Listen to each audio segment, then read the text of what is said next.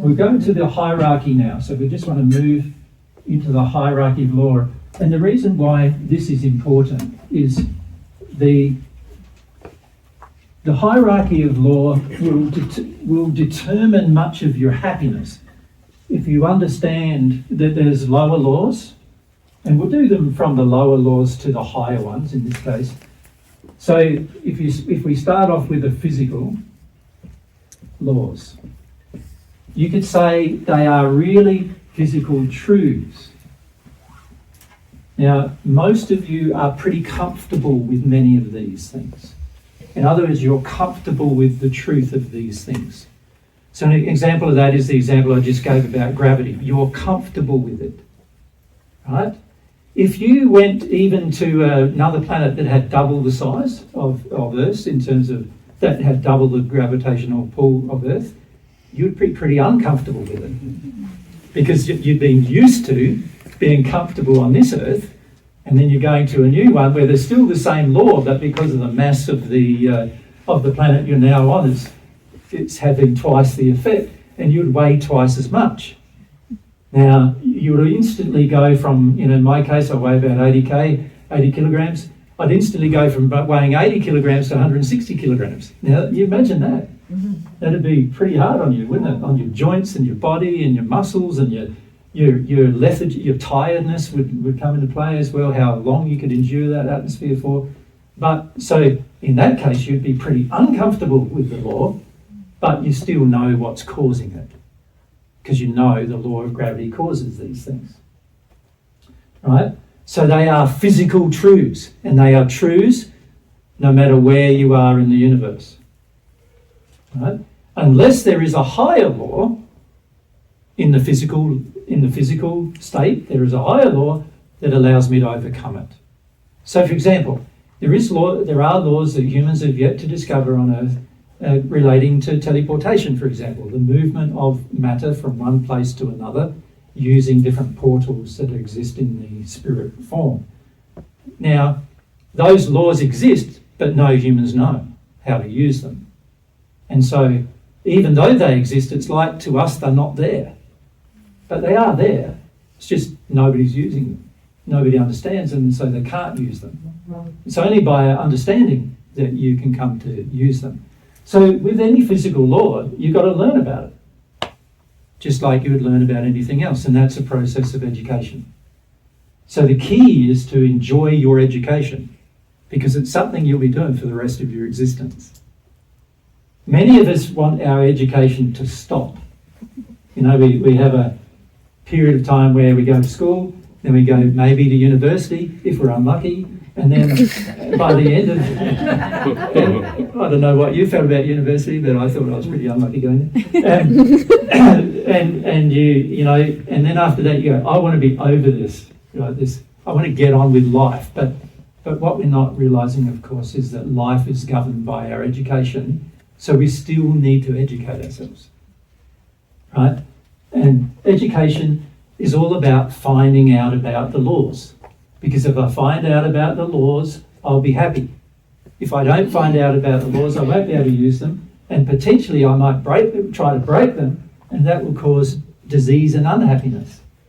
So that would be bad. I don't want that. I want to be happy, and I want to be disease-free. So in my engagement of these laws, it makes sense for me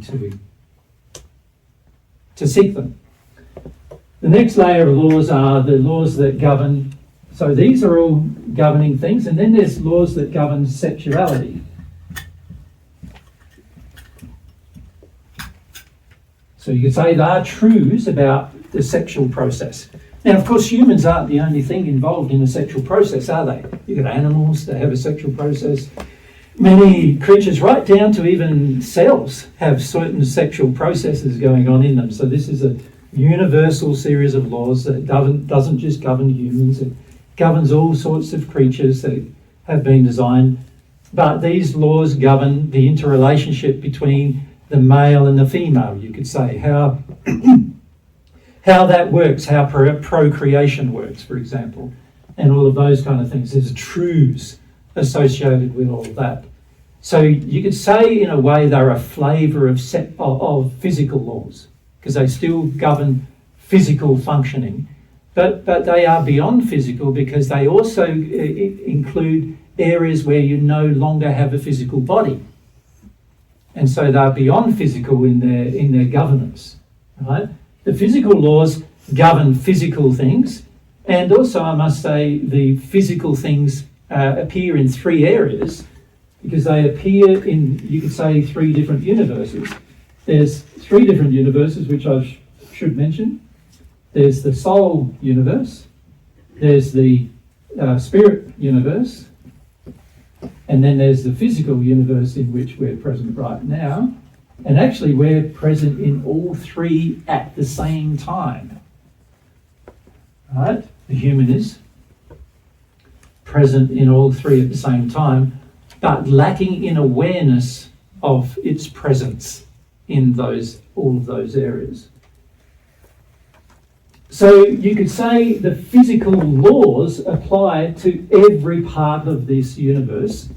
So these are parts of the universe that govern certain areas. Some of them govern things pertaining to all matter, and some of them govern things pertaining to the soul itself and how that works. But functionally, basically, physical laws govern all of those things, and they govern the operation of all of those things. Sexual laws also govern the operation of all of those things. So you have laws that are governing your sexual nature, as well as laws that govern the happiness that results from your sexual behaviour. And there are different kinds of laws, because the sexual laws also are subservient to, remember we're going down, but we're actually going up in the hierarchy to the emotional laws. So there's things that you might engage that sexually that cause you to feel things emotionally. And of course there's a whole series of laws that are governing there. Now of course, one of the ways you're measuring all of these laws is through your senses. Now, and this is another hierarchy, because in your body, your physical body, you have senses, but then in your spirit body, we'll talk about that in a minute, you have other senses, and in your soul you have other senses. So, and these senses are supersets of each other. So we'll talk about this more in a minute, but you can see that this is one way you're measuring the effects of the truth, measuring the effects of the law. Right? You do something and it feels bad sensorially. So in other words, you get a knife and you cut your skin, it's because of the laws governing your body and the sensory apparatus of your nervous system, you're going to have some pain. Right? And the pain's saying, don't do that. You do that too much, you're going to die. Right? So the pain is a receptor saying, don't do things like that to yourself. Right? So you're going to be happy if you don't do it. But if you start doing it all the time, you're going to be pretty unhappy all the time. So a person who self-flagellates, punishes themselves all the time physically, is going to be unhappy. In fact, they have to be unhappy even to do it. Right? Because there's too much pain, right, in it. Otherwise, obviously there's some other pain that they have which is higher in the hierarchy, such as their emotional pain, which allows them to do the thing that's destructive to their physical body. So you can see, if I'm feeling something emotionally, it's going to overcome my logic physically and sexually, right? So this is why people have sexual relationships with people that are bad to have sexual relationships with, right? Because emotionally there's something that drives them to it, right? But that is now going to cause them physical and sexual problems, as well as emotional problems, obviously, because of the hierarchy. Right? And then we've got, you could say, spiritual, which is the highest of the hierarchy. But let's define spiritual. It's not some sort of mumbo-jumbo type thing. It's to do with love and truth, specifically. So it's to do with belief systems. So when somebody asks you, are you a spiritual person?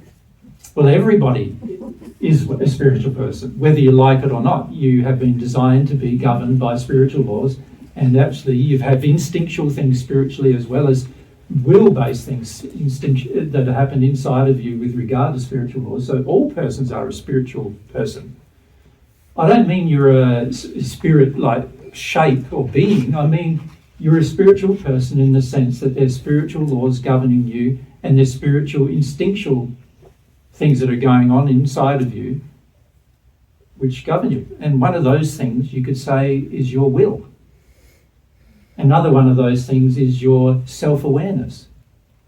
They are spiritual things. Humans are the only self-aware being, and that is a spiritual facility, a faculty inbuilt in your soul. So we're all spiritual beings. So it doesn't make any sense to me when somebody asks that question, are you a spiritual person? Because we all are. Right? Just like we're all emotional persons and we're all sexual persons and we're all physical persons, because we're governed by laws that govern every one of those areas. So naturally we are.